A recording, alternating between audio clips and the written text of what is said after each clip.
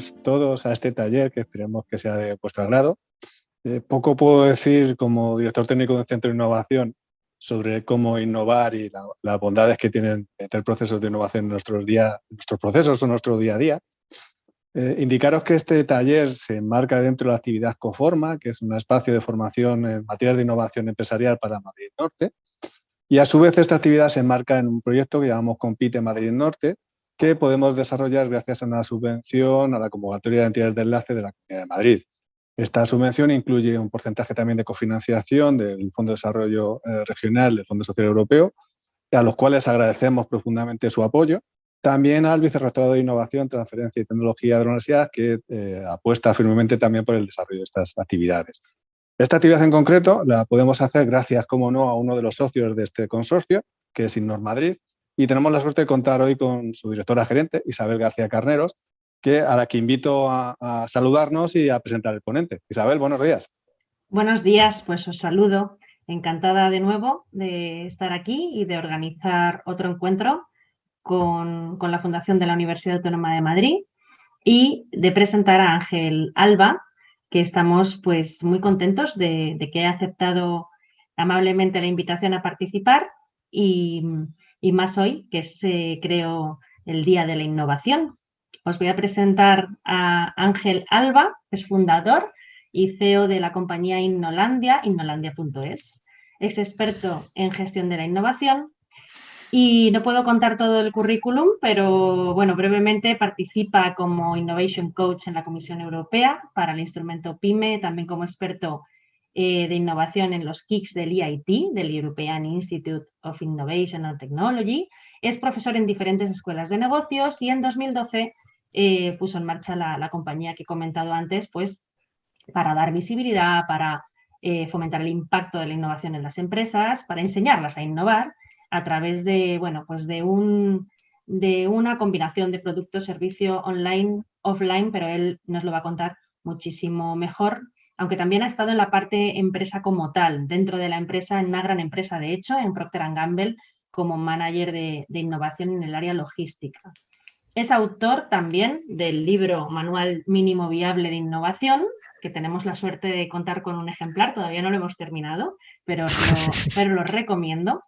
Y he leído esta mañana que durante el lanzamiento, yo no lo sabía, pero durante el lanzamiento de este libro el año pasado fue número 1 en ventas en Amazon en la categoría de innovación, el día de San Jordi. Y qué decir, pues que me parece una jornada realmente interesante, que Ángel nos va a contar qué es innovación, qué no es innovación, que incluso hay muchas empresas que innovan sin saberlo, y también pues cómo se debe hacer, cómo desarrollar en las empresas estos nuevos modelos de negocio, qué habilidades tienen que tener sus empleados, sus directivos, y que pues que todo no vale, evidentemente. A mí también me gustaría saber, y yo creo que Ángel seguro que lo comenta, y pues ver su visión sobre qué se debe hacer ante el momento que estamos viviendo y cómo tenemos que explorar nuevos modelos de negocio y cómo convencer a otros interlocutores como es la administración para que esto sea continuo en el tiempo. Y yo no me extiendo más. Muchas gracias, Ángel. Muchísimas gracias una vez más a todo el equipo de la FUAM y pues con muchas ganas de escucharte, Ángel. Así que nada, yo cierro micro y vídeo. Pues muchas gracias, Isabel, muchas gracias a la Fundación de la Universidad Autónoma por la oportunidad de poder además celebrar el Día de la Innovación con vosotros a través de esta pequeña sesión, ¿vale? Vamos a entender un poco qué es esto de la innovación, y para eso me gusta mucho poner esta foto primero. Yo soy de las personas que disfrutó de cuando este señor que iba a montar con el jersey amarillo en el Tour de Francia, Miguel Indurain, ganó los 5 Tours consecutivos a principios de los 90, y una de las cosas que diferenciaba a Indurain de los demás, pues a Alex Zülle, que lo veis ahí detrás, o Chiappucci, era que él cuando iba a... Él subía un tío de 1,85 m, ¿vale? 80 kilos de peso, y él cuando subía a los puertos grandes, de estos con unas pendientes enormes, pues como quizá puede ser Navacerrada, ¿no? Él se iba a su tran-tran. se ponía, iba pedaleando a su ritmo, mientras que había otros ciclistas que lo que eran más explosivos y que pegaban lo que se llaman en ciclismo golpes de riñón, ¿no? Pegabas un tirón, un golpe de riñón, pero luego te desfondabas. Y Miguel Indurain no hacía eso. Él lo que iba era al tran-tran, a su ritmo, y cada vez aumentaba el ritmo al que lo iba haciendo. Pues con la innovación nos pasa un poco como le pasaba a Indurain y como les pasaba a sus rivales. Y más ahora en estos momentos que hablamos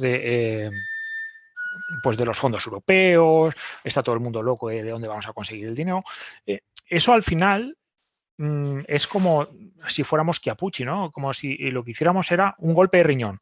Un empujón ahora muy rápido para innovar, pero luego nos desfondamos. Y es lo que pasa en muchas empresas, que dan golpes de riñón, pero no sistematizan la innovación, no piensan en un largo plazo de cómo ir avanzando paso a paso a construir la innovación, porque la innovación no se construye con un proyecto que hagamos súper importante. Se empieza por un proyecto, pero no construimos empresas innovadoras con un proyecto, sino con un trabajo a largo plazo, una cadencia, un ritmo constante donde vamos trabajando, como hacía Indurain.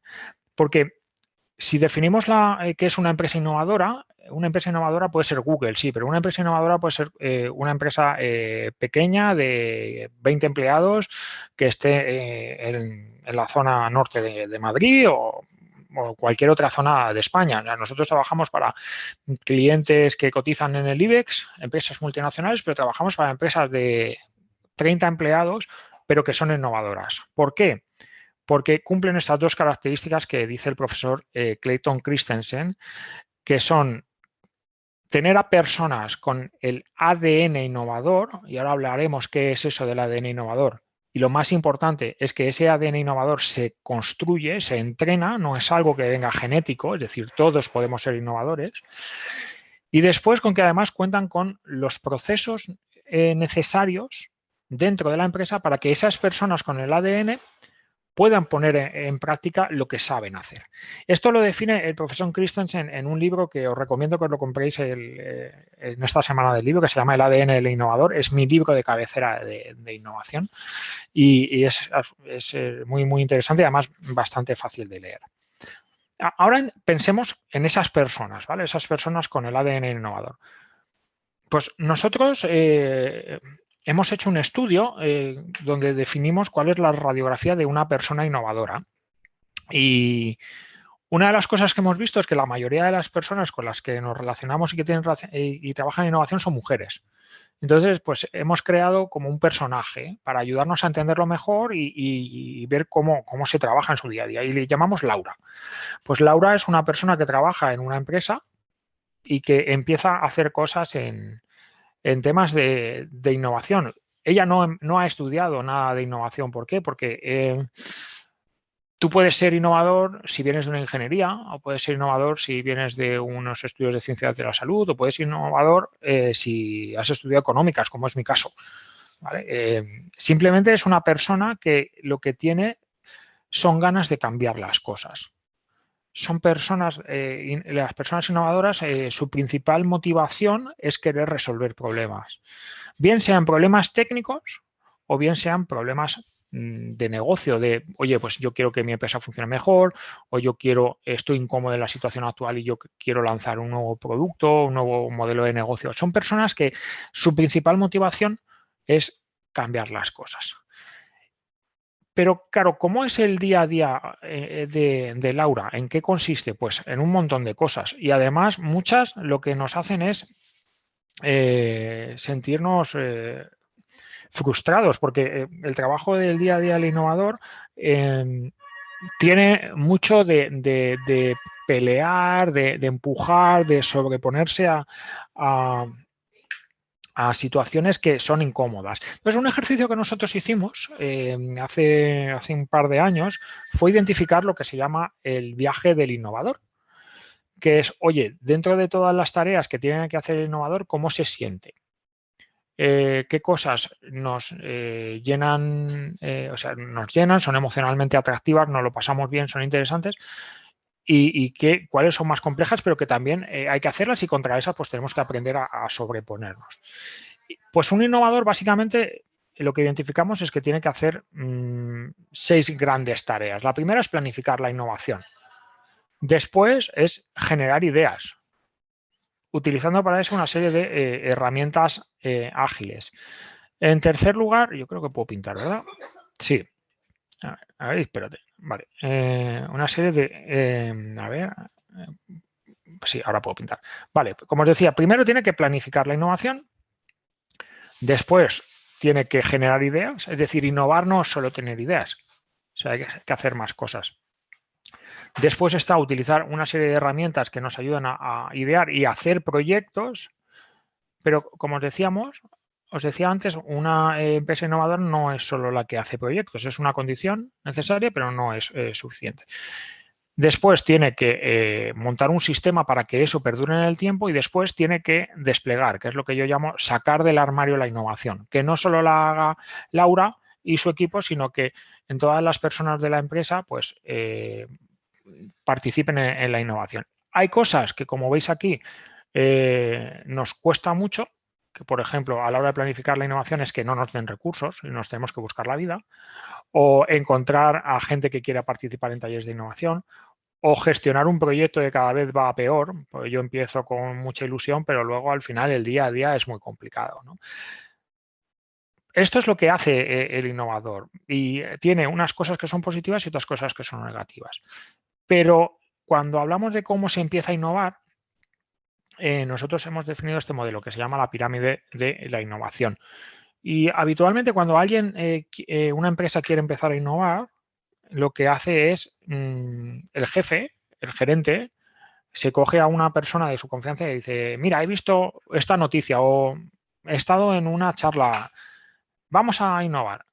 Y encárgate tú. Y esa persona a la que se lo han encargado no tiene ni idea, porque como os decía, pues no hay unos estudios muy claros sobre innovación, y lo que hace es buscarse la vida. Y normalmente pues buscan en Google, busca en Facebook, a lo mejor se apunta a un pequeño curso, se compra un libro, no sé, se busca la vida. Y con eso hace su primer proyecto, como mejor sabe. Y cuando se da cuenta que ese primer proyecto pues, ha funcionado, pues hace un segundo proyecto. Y cuando ve que ese segundo proyecto pues, a lo mejor necesita más cosas, va a su jefe y le pide un becario o una becaria. Y entonces se pone a hacer más proyectos. Y hay un momento en el que hace varios proyectos al mismo tiempo. Entonces ha pasado al segundo nivel, al que llamamos el nivel de más madera, donde estamos gestionando varios proyectos en paralelo. Y mi experiencia es que la mayoría de las empresas que hacen, que están innovando, se quedan aquí, se quedan a hacer proyectos, en hacer muchos proyectos en paralelo y su vida consiste en hacer proyectos, en a lo mejor pedir una subvención para conseguir ese proyecto, pero en hacer proyectos. ¿Qué es lo que pasa? Que si nosotros nos dedicamos a hacer proyectos solo, pues no acabaremos de conseguir que la innovación tenga impacto. Y ese es el tercer nivel, que habitualmente llega cuando el gerente o el director se coge a la persona responsable de innovación y le pregunta, ¿y esto que estamos haciendo para qué sirve? O sea, ¿estamos consiguiendo algo aparte del dinero de las subvenciones o no está sirviendo para nada? ¿Hemos sacado algún proyecto al mercado? ¿Algún producto, algún servicio? ¿Hemos ahorrado costes con algún producto o algún servicio que tengamos interno?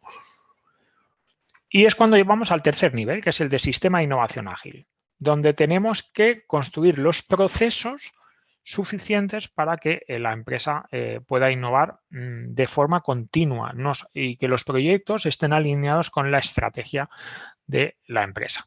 El último paso es el que las grandes empresas están intentando y les cuesta mucho, pero aquí las pymes tienen más ventaja, pues son más pequeñas. Y es que quiero ser como Google.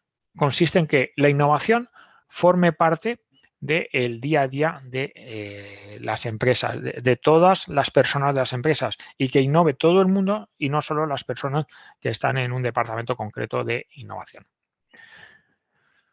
Vamos a ver ahora cuáles son las bases para innovar. Y lo primero es que tenemos que diferenciar entre lo que son las personas innovadoras respecto a las personas creativas. No es lo mismo. Las personas creativas son aquellas que son capaces de, a través de su cerebro, de llegar a niveles de abstracción a partir de determinados conocimientos y generar ideas. Eso es una persona creativa. Se ha demostrado que hay algunas personas que son más creativas que otras porque tienen una serie de conexiones en el cerebro que se pueden entrenar, pero que son necesarias para poder llegar a ese nivel de abstracción y de generación de ideas. Pero luego tenemos las personas innovadoras, que son las que realmente nos interesan. Son aquellas que son capaces de coger un problema, buscar ideas y además implantarlas. Porque tú puedes ser una persona muy creativa, tener muchas ideas, pero si no eres capaz de llevarla al mercado o ponerla en práctica, realmente no sirve de nada. Porque la innovación consiste en resolver problemas de forma diferente. Es decir, es una idea puesta en práctica. Si pensamos que la innovación es tener ideas, nos hemos quedado a mitad de camino. Las ideas tienen que ponerse en práctica. De hecho, se considera que un proyecto de innovación es un proyecto de innovación es exitoso cuando se ha puesto en práctica. Cuando, si es una mejora de proceso, hemos cambiado nuestro proceso, o si lo que estamos haciendo es lanzar un nuevo producto o servicio, hemos conseguido que alguien nos lo compre. Pues eso es lo que se considera una innovación. Dentro de las personas, ahora vamos a hablar de las personas innovadoras. Os decía antes que una empresa innovadora se construye sobre personas con el ADN innovador. ¿Y qué es el ADN innovador? Pues son 5 comportamientos que nos permiten generar ideas disruptivas que cambian el modelo de negocio y que además nos permiten probarlas y llevarlas a mercado. Y ahí de esas 5 tenemos la primera, que es la única genética, que consiste en que eres capaz de asociar entre conceptos diferentes. Por ejemplo, lo que hacía Steve Jobs cuando cogió una memoria flash, o sea, lo que en su momento era un USB, lo cruzó con un Discman y sacó un iPod. Pues eso es lo que consiste en asociar entre conceptos. Una segunda habilidad de las personas innovadoras es la habilidad de preguntarse las cosas, de por qué algo es así y por qué no podemos hacerlo de otra forma. Es muy importante el desarrollo, por ejemplo, del pensamiento crítico para desarrollar esta habilidad, pero es muy importante que nos planteemos por qué las cosas son así y no se pueden hacer de otra manera. Una tercera habilidad es la de observación. Son personas que se fijan en cosas, que toman notas, que hacen fotos a cosas que les llaman la atención, a situaciones que les llaman la atención y que además se ponen a investigar o a explorar entornos, sectores, situaciones fuera de su trabajo o de su vida profesional. Que les gusta aprender.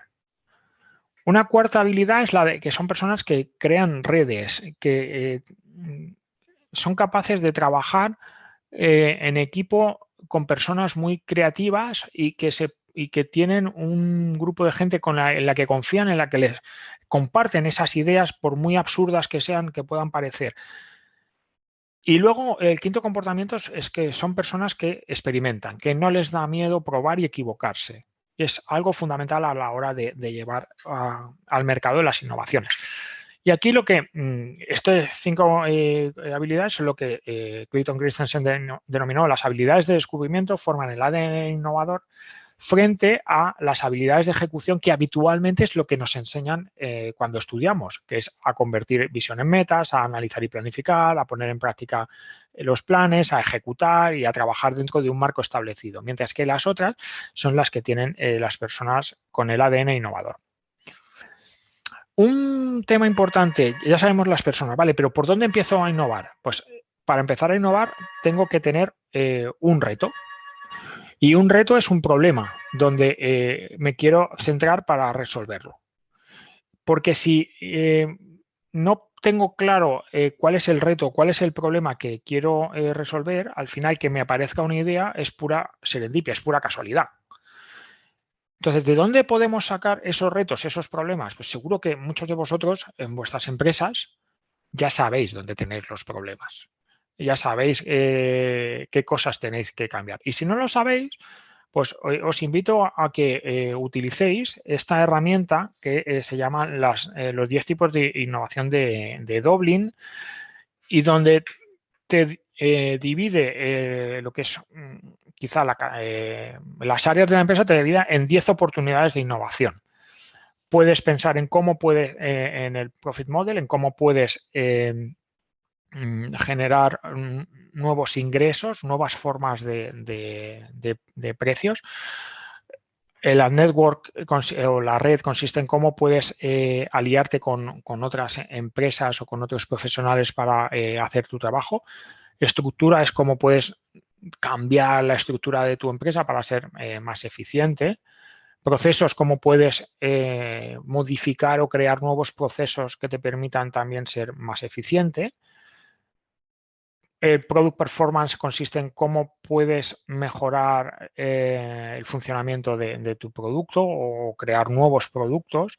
El Product System consiste en cómo puedes envolver el producto con una serie de servicios alrededor que le hagan ser más atractivo, funcionar mejor. Y la parte del servicio es cómo puedes crear pues, servicios de valor añadido alrededor de tu producto o innovar en tu propio producto, innovar en el canal también, de cómo puedes tener relaciones con tus distribuidores innovadores, hacer cosas conjuntamente con ellos. Brand es cómo puedes innovar con tu marca, hacer tu marca en que sea diferencial haciendo determinadas cosas, o cómo puedes atraer y mantener clientes, que es el Customer Engagement, de forma diferente. Aquí tienes 10 oportunidades. ¿Y si te planteas combinar varias? Si te planteas combinar varias, realmente te pueden salir ideas innovadoras pues, o retos de innovación realmente potentes. Y como en el taller hablábamos de casos de éxito y de fracaso, pues a partir de ahora pues voy a intentar, según vayamos avanzando, pues poneros algunos ejemplos hasta donde la confidencialidad me permita. Como os decía antes, es muy importante a la hora de conseguir tener ideas, que el reto o el problema que queramos resolver esté claramente definido, pero sobre todo que motive a las personas que lo tienen que resolver. Porque si no motiva a las personas que lo tienen que resolver, aunque esté bien definido, realmente pues no podremos, las personas no aplicarán todo su talento y su conocimiento y su creatividad para poder resolverlo. Aquí os pongo dos ejemplos de dos proyectos reales que hemos trabajado. El primero fue con una gran empresa de minería en Sudamérica, donde el director general lanzó un gran reto que era cómo podríamos reducir los costes en un 5% en la empresa. El otro que tenéis a la derecha es un reto que hemos trabajado con la Fundación Pfizer y con un hospital para captar ideas de startup. ¿Cuál pensáis que está mejor definido? Apuntarlo en el chat y lo vemos al terminar.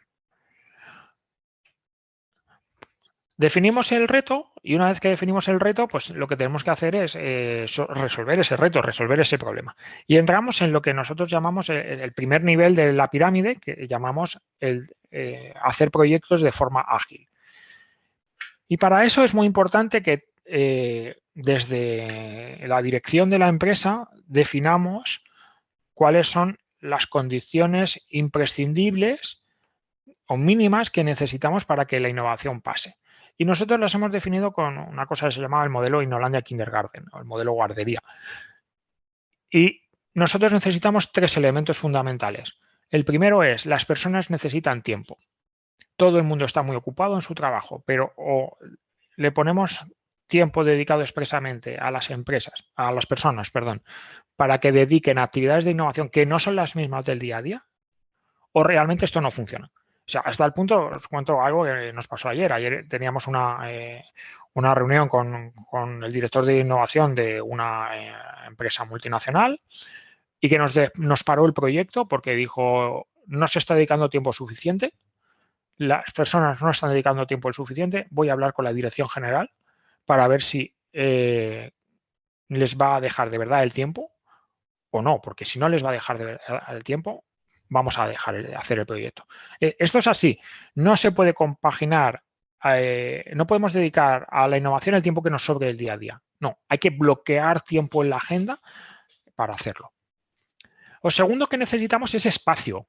Y ahí seguro que os vienen a la cabeza pues los toboganes de Google, los futbolines, estas cosas que han salido de los espacios de trabajo así como más divertidos, más más amables.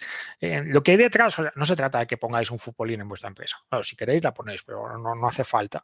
Lo que se trata es que mentalmente necesitamos lo que se llama un mecanismo de seguridad psicológica. Es un proceso de nuestro cerebro. Nosotros cuando estamos en un espacio estamos acostumbrados a trabajar y a que existan unas normas. Entonces, si nosotros no podemos innovar adecuadamente en la misma mesa donde estamos trabajando en nuestro día a día. ¿Por qué? Porque nuestra cabeza no está preparada para hacerlo, está acostumbrada a seguir unas normas y las normas del trabajo del día a día no son las mismas que las normas de la innovación.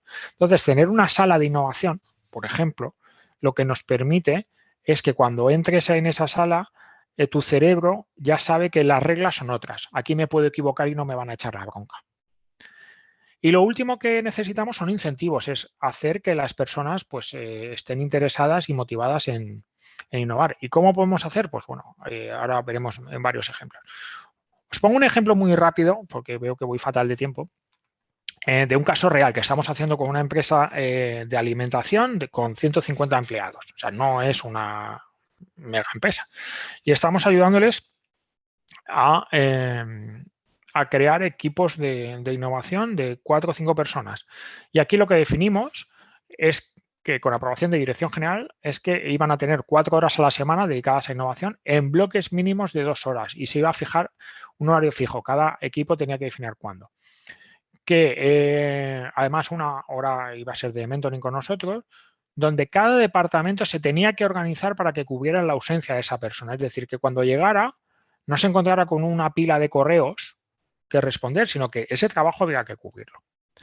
En cuanto a espacio, existía una sala de innovación, iban a tener una carpeta digital donde iban a compartir la información porque eran personas de diferentes departamentos y además iban a poder hacer experimentos en la fábrica. Para ello, ellos tenían una persona asignada, un padrino, que era un directivo de su empresa, que le ayudaba a desbloquear esos recursos cuando le hicieran falta. Y a nivel de incentivos, lo que identificamos, no iban a cobrar más, no iba a haber un plus, sino que realmente lo que les dimos fue visibilidad, que es, vas a poder presentar tu proyecto en vídeo, va a haber un vídeo final y además se lo vas a presentar tú a la dirección general. Vamos a dar visibilidad y eso muchas veces motiva mucho más que lo que puede ser el dinero, que podemos pensar que quizás la motivación principal pues no es así. Y esto es como definimos la estructura. Vale, pues ahora hemos definido el reto, las condiciones básicas, pues vamos a empezar a innovar. ¿Cómo generamos ideas? Pues nosotros trabajamos o recomendamos que hay 3 modelos de generación de ideas. El primero es que tú cojas un equipo, que es la forma más sencilla, pongas 2 o 3 personas, les des un problema y un periodo de tiempo. Y siguiendo una serie de pasos, tienen que resolver ese problema. ¿Cómo? De una forma diferente, a través de innovación. Otro modelo que podemos utilizar es el que llamamos de los retos internos masivos, que igual os suena, son como concursos de ideas, donde lo que tú estás pidiendo es a que personas de fuera del departamento de forma abierta pues puedan proponer ideas. Esas ideas después se filtran y se asignan a un equipo pues aquellas que sean más interesantes para implantarla. Es muy importante que tengáis en cuenta que cuando empezáis la primera vez, la recomendación no es hacer un reto interno, es hacer un equipo. Es hacer un equipo, 2 o 3 personas que se pongan en marcha con un periodo de tiempo entre 3 y 6 meses para ponerlo en marcha, para resolver ese reto a través de innovación. Y después tenemos el modelo de innovación abierta, que es cuando quiero ideas muy radicales y puedo contactar con agentes de fuera de la empresa, como puede ser, por ejemplo, la Universidad Autónoma de Madrid, para que nos ayuden a ejecutar los proyectos que queremos hacer. Buenas prácticas que os recomendamos cuando queremos generar ideas. Pues primero, tener espacios visibles donde habléis de innovación, desde carteles hasta notas en la intranet, si tenéis intranet, hasta los pies de correo, para que la gente le empiece a sonar la innovación. Más cosas, compartir información inspiradora, permitir que las personas de ese equipo tengan acceso a qué se está haciendo en otros sitios, a que investiguen, en enviarlos a charlas o a ferias de otros sectores que no tengan que ver con el nuestro, a ver qué somos capaces de inventarnos. Cuando buscamos participación, muy importante, tangibilizar, tocar con las manos la innovación, trabajar con POSITs, trabajar con prototipos, con maquetas que nos ayuden a llevar la innovación, convertir las ideas que suelen ser muy abstractas, convertirlas en cosas concretas, dibujar. Y otra buena práctica es gamificar, ir permitiendo hitos o premios que nos vaya motivando a la hora de ir avanzando dentro de nuestro proyecto de innovación. Porque al final lo que buscamos son ideas que cumplan estos 3 criterios. Uno, que sean deseables por las personas, es decir, que haya personas que estén dispuestas a pagar por la idea, bien en dinero, bien en tiempo, porque realmente les resolvemos un problema. Nuestra idea resuelve un problema. Puede ser un nuevo producto o puede ser un nuevo proceso interno. Tienen que ser ideas que se puedan hacer, es decir, que sean factibles tecnológicamente, y tienen que ser ideas que a nivel de negocio nos den, o sea, que sean rentables, que nos den beneficios, bien por nuevos ingresos, bien por ahorro de costes o incluso bien por posicionamiento de la empresa, porque hagamos proyectos de innovación que realmente nos posicionan como, oye, estos son muy innovadores porque fíjate lo que están haciendo. Entonces, tenemos que buscar ideas que cumplan estos 3 requisitos. Y esto es algo que cuando seleccionéis las ideas tenéis que tener en cuenta. Claro, ya tenemos la idea, pero ahora, ¿cómo llevo la idea? ¿Cómo la pongo en marcha? ¿Cómo consigo implementarla? Pues aquí la clave o el truco es que tenemos que reducir el riesgo, porque la innovación es riesgo. Estamos probando cosas que no sabemos si van a funcionar. Estamos probando cosas que no sabemos si el mercado las va a querer coger, si alguien va a estar dispuesto a pagar. Entonces, ¿cómo lo podemos hacer? A través de pequeños ciclos, pequeñas fases cortas que se llaman sprints para hacer pruebas de venta y pruebas de desarrollo de producto, experimentos de validación. Y aquí os quiero poner un ejemplo que hicimos nosotros mismos y que al final matamos el proyecto y que nosotros creamos en el año 2018 una academia para consultores, para enseñar a ayudar a los consultores a ser más innovadores y adaptarse a la transformación digital donde estamos. Fijaros, estamos hablando de 2018. ¿Y cómo lo hicimos? Pues lo hicimos a través de una serie de pequeñas pruebas donde íbamos registrando los datos que nos permitían ir avanzando. Por ejemplo, nosotros primero queríamos comprobar si realmente había un problema, un problema que resolver, y pues teníamos una serie hicimos un webinar, se apuntaron gente, hicimos una pequeña encuesta y nos salía que el problema era real. Después, para ver si había un mercado potencial, hicimos un congreso virtual donde apuntamos 800 personas. Después, para comprobar si el problema, nuestra solución resolvía el problema, pues hicimos entrevistas con la gente, hicimos diferentes actividades para ver cuántos se apuntaban, pero luego hicimos el salto para ver, oye, ¿cuánta gente está dispuesta a pagar? Y lanzamos de forma muy rápida pues, unos servicios y unos cursos de pago. Y ahí pues hubo gente que nos pagó. Hasta lo que vimos es que el 0,5% de los clientes estaban dispuestos a pagar. Vale, habíamos conseguido un proyecto de éxito, pero ¿realmente esto iba a ser un modelo de negocio de éxito? Es decir, ¿esto nos iba a dar de comer, iba a ser rentable en el medio plazo? Pues seguimos haciendo pruebas. Hicimos la primera edición del programa, conseguimos clientes, pero luego lanzamos una segunda edición, hicimos incluso algunos eventos y no se nos apuntó gente. Hasta que llegamos a la segunda edición completa del programa, donde realmente no se nos apuntó nadie. Tuvimos 0 inscritos. Y lo que aprendimos es que no éramos capaces de atraer de forma habitual diferentes clientes. ¿Y sabéis lo que hicimos? Matamos el proyecto. Habíamos conseguido en la primera edición unos ingresos, pero como en la segunda no conseguimos y hicimos el análisis, lo que hicimos fue matar el proyecto directamente. Y ¿Qué es lo que hubiéramos, si en el webinar primero, en lugar de apuntarse 35 personas, se hubieran apuntado 10, hubiéramos matado el proyecto ahí? Lo hubiéramos a lo mejor dado una vuelta y hubiéramos intentado modificarlo, pero si a la segunda no sale, el proyecto se mata. ¿Para qué? Para no perder el tiempo en ideas que no pueden tener sentido, porque la innovación tiene mucho de estadística. Necesitamos meter muchas ideas para que al final alguna se convierta en algún proyecto realmente de éxito. Esto que os decía, de que nosotros al final íbamos en línea recta, porque nos íbamos aprobando hasta que llegó un momento en que paramos, es lo que se llama la gestión de proyectos con planificación adaptativa. No podemos, esto no es un viaje de Alicante a Madrid, donde yo pongo el GPS y tengo una línea directa, sino que yo puede que en Albacete me encuentre nieve, pero no lo sé. Pues la innovación es así, tengo que ir adaptándome a lo que voy encontrando. Y os quiero poner un ejemplo rápido de uno de los primeros proyectos a los que ayudamos.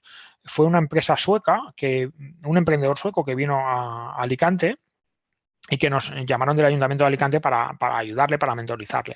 Esta persona lo que quería montar era una plataforma de servicios para las personas nórdicas que viven habitualmente en otoño e invierno en Alicante. Para que os hagáis una idea, es aproximadamente entre 75.000 y 100.000 personas de Noruega, Suecia y Dinamarca que pasan la temporada fría, la pasan en Alicante. Entonces, pues bueno, había un potencial de mercado. Él hizo sus estudios, definió el modelo de negocio, cómo quería funcionar, tenía su idea y se planteó cuál era la prueba que iba a hacer. Aquí ya nos encontramos que la prueba tardamos mogollón en hacerla, tardamos un montón de tiempo en tener lista la plataforma, cuando realmente la plataforma la podíamos tener en muy poco tiempo. Y después, cuando estuvimos viendo a los 3 meses que este proyecto realmente, como lo hemos definido, no funcionó, nos volvimos atrás y lo que hicimos fue entrevistar a los clientes. Oye, ¿por qué no lo estás utilizando? Y lo que nos dijeron era que porque realmente no les aportaba nada de valor. Así es que nuestro cliente, lo que hizo este emprendedor sueco, cambió la forma en la que ofrecían los servicios, pero el problema es que como tardó mucho tiempo, se quedó sin dinero. Por eso tenemos que hacer esas pruebas, esos cambios, los tenemos que hacer muy rápido, porque si no, nos quedamos sin fondos y al final lo que tuvo que hacer fue abandonar el proyecto. Algo que tenéis que tener muy en cuenta dentro de las empresas es que a nadie le importa vuestro trabajo. Si trabajáis en innovación, a nadie le importa, porque todo el mundo está muy ocupado. Los de producción sacando cajas, los de marketing haciendo sus campañitas, los de informática arreglando ordenadores o haciendo que los programas funcionen. Pero a nadie le importa la innovación. ¿Por qué? Porque cada uno tiene su trabajo. Y dirán que innoven los de innovación, cuando necesitamos meter a personas de otros departamentos dentro del área de innovación para que las ideas tengan sentido. Entonces, os invito a que no decaigáis cuando invitéis a personas a participar pues, en un taller o en un equipo de innovación y os digan que no quieren. Es simplemente por esto. Tenéis que motivarlos identificando problemas que realmente para ellos sean importantes. Y bueno, voy a acelerar porque yo creo que ya ni llego. Una vez que hemos hecho el primer proyecto y repetimos esa opción, hemos definido el reto, hemos visto cómo podemos generar ideas de 3 opciones, cómo podemos ejecutar el proyecto a través de esos periodos cortos, esos sprints, cómo nos adaptamos en función de los resultados que vamos obteniendo de esas pequeñas pruebas. Ahora resulta que tenemos varios proyectos. Y es cuando tenemos varios proyectos que gestionamos a través de lo que se llama el funnel de innovación o el embudo de innovación. Las ideas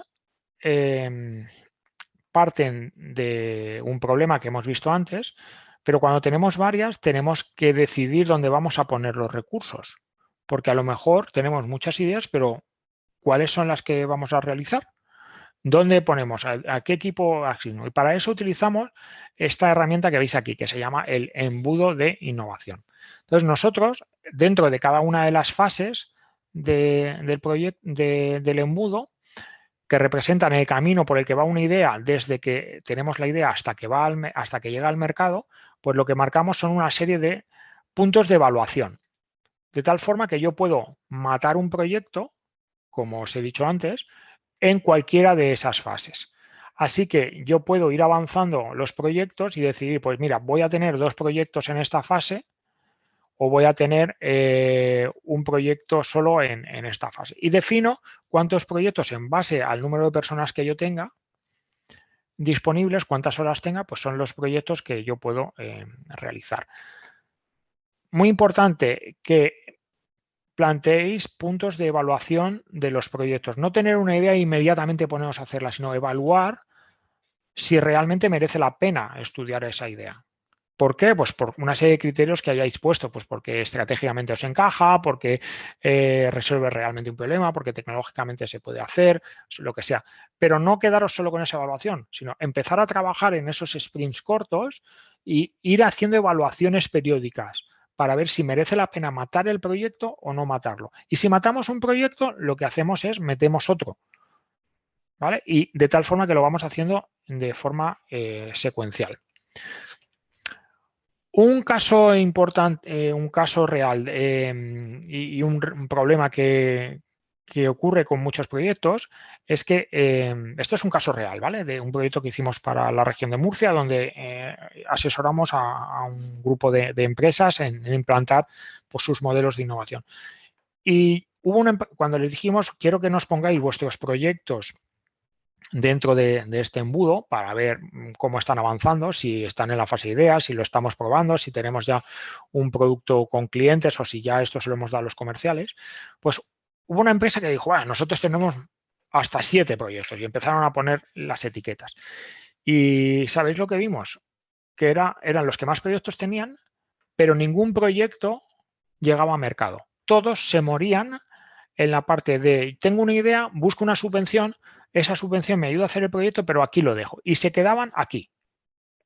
Se quedaban en la parte de madurez. Y no llevaban nada a mercado realmente, que es para lo que realmente está la innovación, para desarrollar cosas que podamos poner en práctica. Con lo cual ellos no estaban innovando, ellos estaban haciendo proyectos.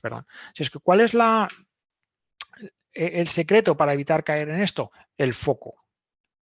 Tenemos que enfocarnos, ser muy estrictos en qué proyectos vamos a hacer y para eso tenemos que tener esos criterios de evaluación y centrarnos en esos. Con algunos clientes me dicen, no, es que nosotros estamos haciendo 15 proyectos a la vez. Digo, ya, pero ¿cuántos realmente están avanzando? Si tienes recursos para enfocarte y para dedicar al menos 4, 8 horas a la semana a un proyecto específico con la gente de tu equipo, y tienes para llevar así 15 proyectos perfectos, pero si no tienes gente suficiente, reduce el número de proyectos que estás haciendo, dedícate durante 2, 3 meses a tope con 1 o 2 proyectos los que puedas manejar y los avanzarás realmente y tomarás decisiones de si merece la pena avanzar o no, porque si no estaremos como manejando platos en el aire o bolas en el aire que lo más fácil es que se nos caigan porque no irán avanzando y se nos acabarán atascando. Un ejemplo que os quiero poner es algo que nos pasó a nosotros realmente en el proyecto Consultify que os enseñaba antes, la Academia de Consultores. Fue un proyecto que tuvimos la idea aproximadamente, yo diría que sería en octubre de 2017, en otoño de 2017.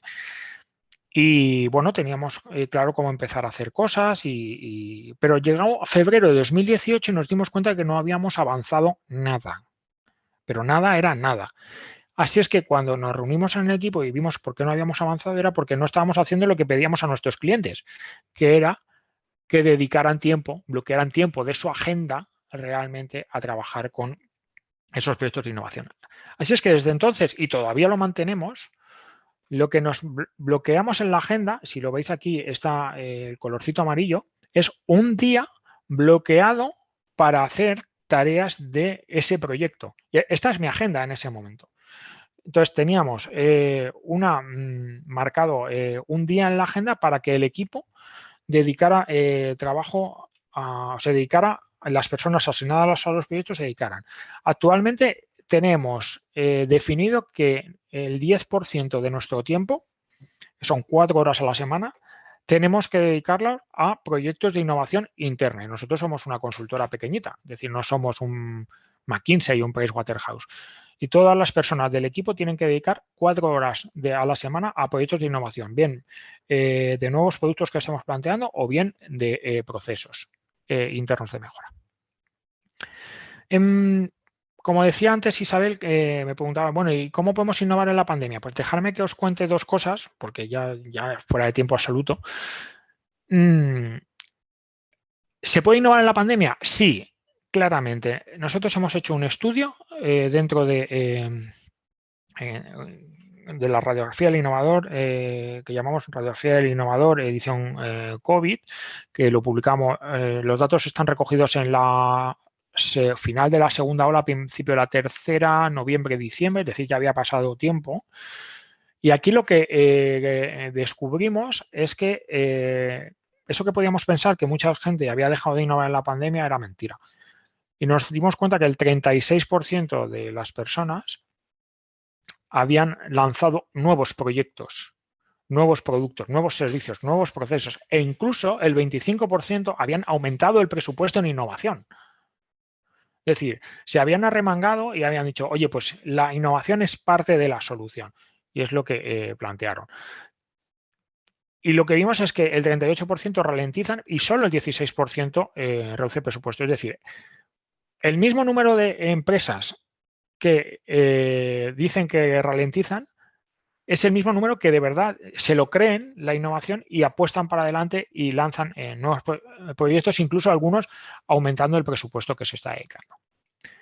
Entonces, ¿aquí qué es lo que vimos? Pues vimos buenas prácticas. ¿Qué hicieron las empresas que estaban innovando? Y que son cosas que podéis aplicar en los próximos meses.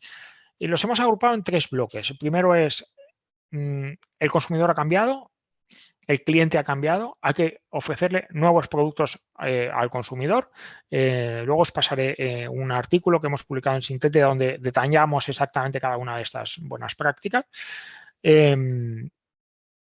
Una segunda categoría de buenas prácticas es la innovación tiene que reorientarse.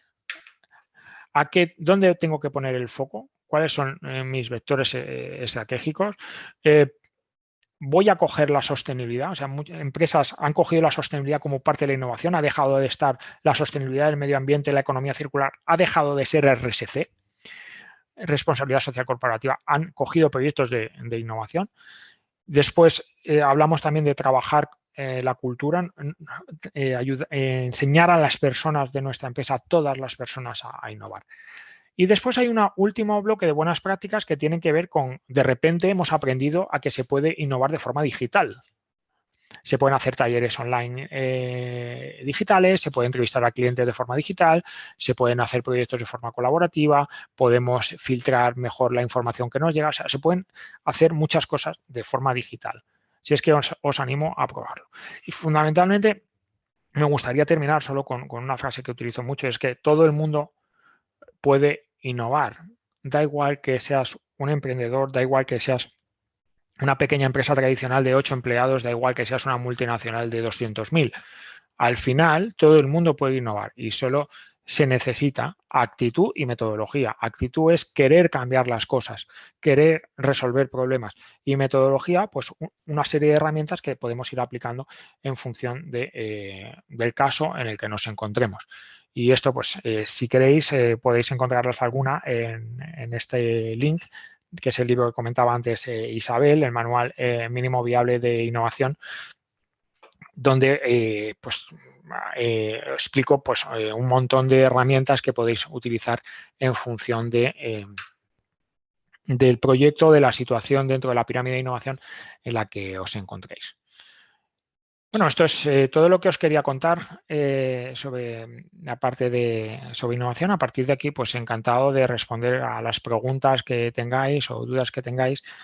Ya sé que me pasa muchísimo de tiempo, pero bueno, cualquier pregunta que queráis, pues intentaremos responderla ahora tranquilamente. Si no, os dejo ahora en el chat mi correo electrónico para aquellos pues, que queráis comentar cualquier cosa.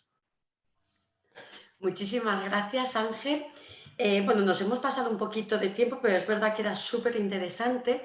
Así que si te parece bien, te voy a trasladar algunas consultas que nos han llegado a través del chat, porque sobre todo ha habido una que de una forma u otra se ha repetido de diferentes maneras. Y decía, para una pyme, ¿qué tanto por ciento del beneficio recomiendas invertir en innovación? Vale. No hay un número. ¿Vale? De hecho, no se mide respecto al beneficio, habitualmente se mide respecto a la facturación. Entonces, os puedo dar datos. Por ejemplo, en España, lo que están invirtiendo en media las empresas que innovan, que ya son muy poquitas, pero las que innovan están invirtiendo aproximadamente un 1% de su cifra de negocios. Las empresas que trabajan para Mercadona y están invirtiendo un 3,5%, por ejemplo. Hay algunas farmas que están invirtiendo un 20%. Nosotros internamente en Innolandia estamos invirtiendo aproximadamente un 15% de nuestra cifra de negocio, porque ahí tienes que sumar las horas. Es decir, si entonces nosotros lo que dedicamos es un 10% de nuestro tiempo, es decir, eso es inversión, y luego tenemos un 5% de la facturación en cash, en dinero, que lo invertimos para colaboradores, para compras de materiales que tengamos que hacer, para diferente gasto. ¿Vale? Pero nosotros, por ejemplo, un 15%. Al final depende de la capacidad que tenga cada empresa. Yo creo que un número interesante es lo que recomienda la Comisión Europea, que es un 3%.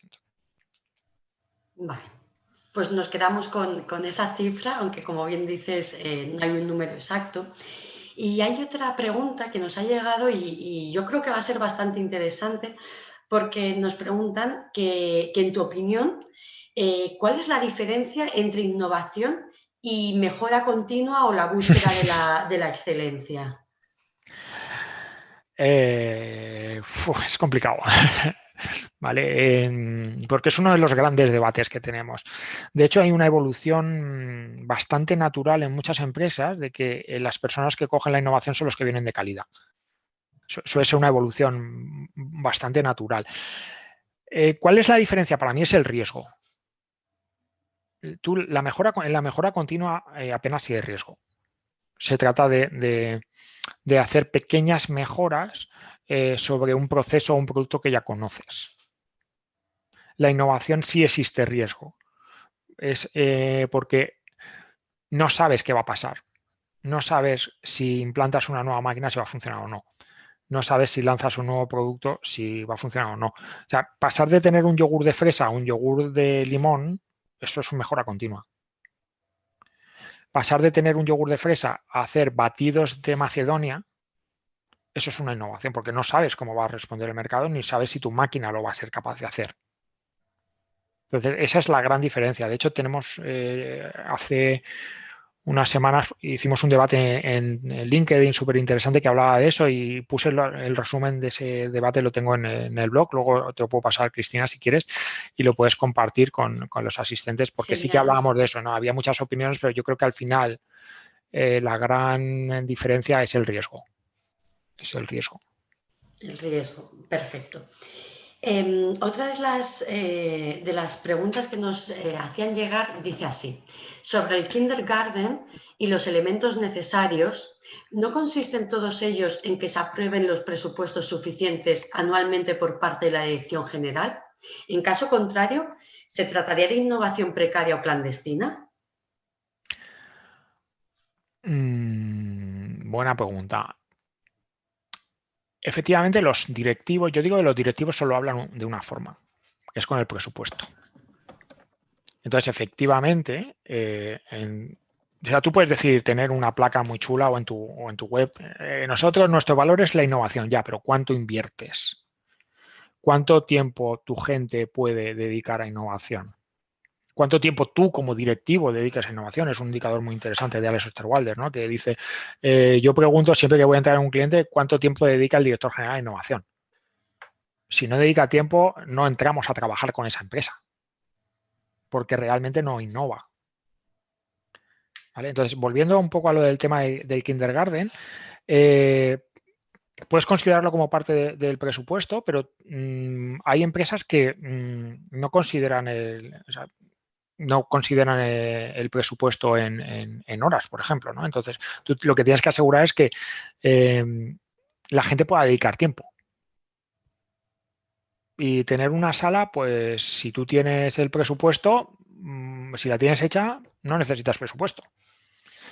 Y los incentivos, ya os comentaba, no tienen que ser monetarios. O sea, de hecho, nosotros cuando nos piden, ¿cómo podemos motivar a la gente? Digo, yo solo propongo dar dinero a la gente cuando hay ingreso o beneficio del producto. O sea, las ideas no voy a pagar por ellas. O sea, yo no voy a dar un bonus porque me proponga 7 ideas. Mi recomendación. Entonces, no es exactamente tener el presupuesto. O sea, es más allá que eso. Es establecer las condiciones. Que efectivamente cuando tú tienes un presupuesto de innovación, estás demostrando que te lo crees. Pero va más allá. El kindergarten va más allá que tener ese presupuesto. Vale. Pues un poco en relación de los últimos apartados que comentabas, que decías lo de a nadie le importa tu trabajo, nos dice, dentro de una pyme y después de muchos esfuerzos contra algunos cargos superiores, como bien decías, a nadie le importa tu trabajo, ¿cómo saber si hemos logrado por fin implantar una cultura de innovación en la sede? Cuando la gente te llama. Yo creo que si puedes desarrollar un poco más esa respuesta. Sí, a ver, pueden pasar dos cosas. Mira, con un cliente nos pasó hace poco, es una empresa también del sector de la construcción, tienen, hablo de cabeza, 75 empleados o cosas así, tenía un departamento de innovación bastante potente y estábamos trabajando en un proyecto de desarrollar la cultura. Y un día me llamó, estaba en un webinar y me llama su director general, que es el responsable de innovación, y me dice, mira Ángel, te mando un WhatsApp, me manda una foto.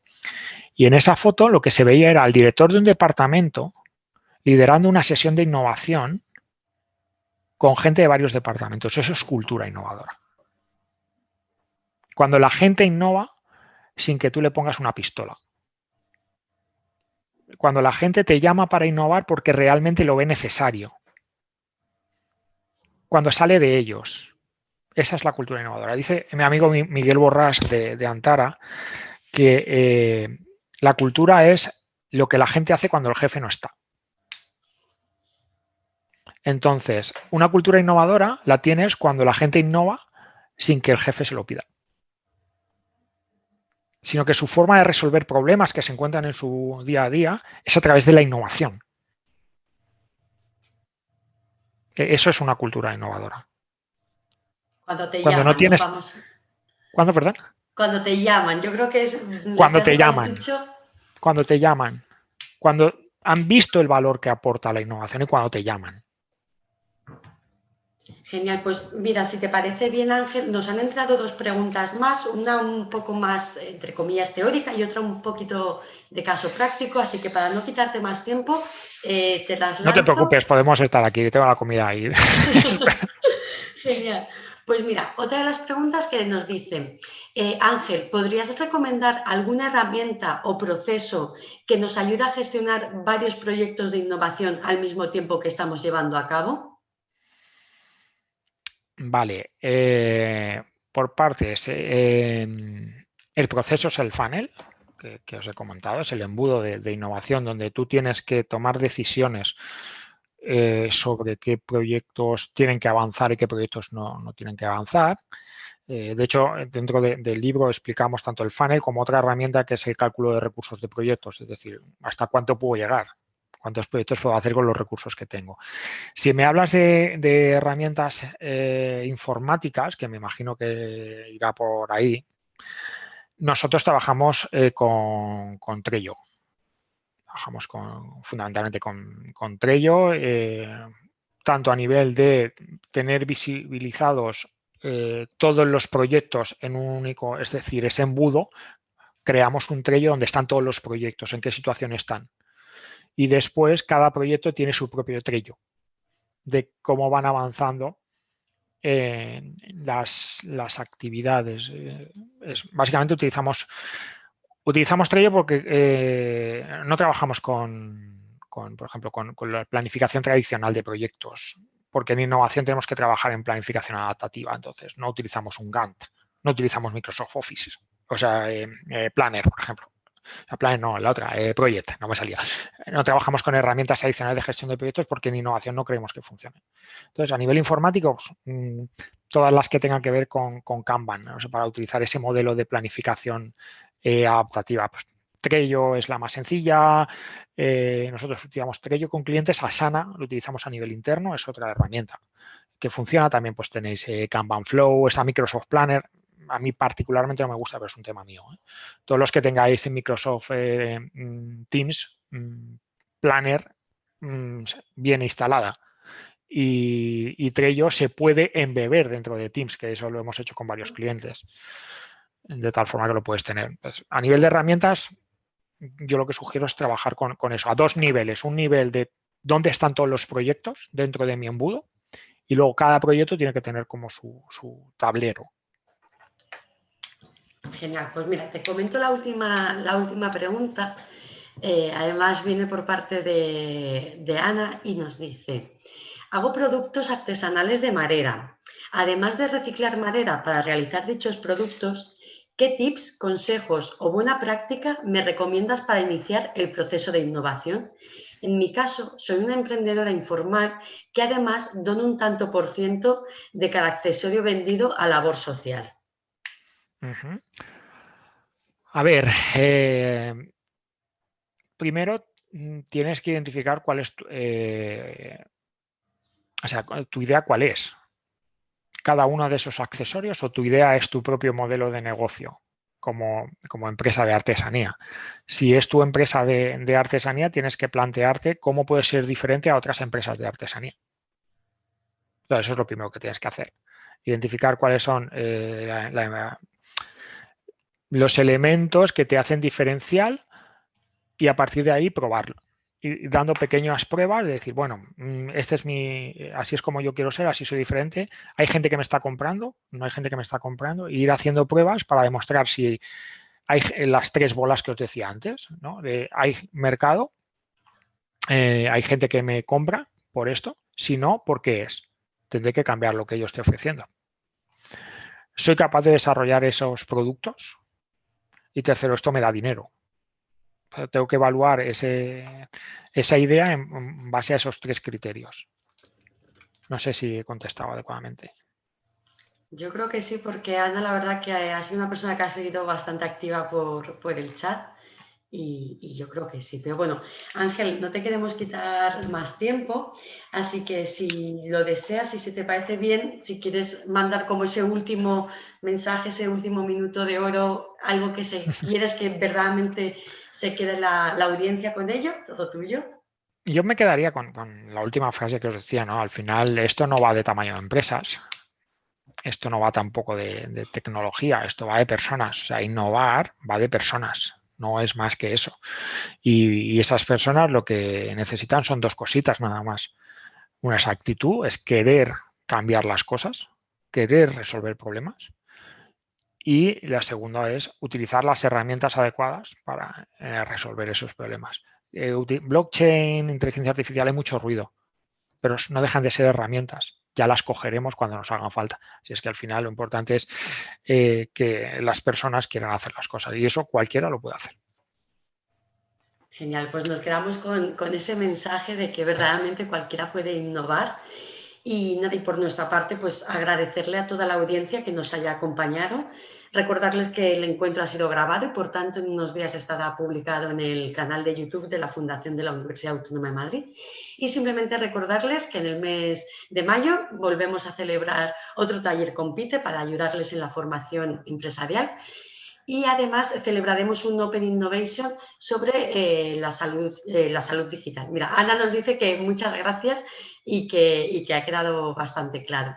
Así que nada, muchísimas gracias a todos y que tengan muy buen día. Gracias.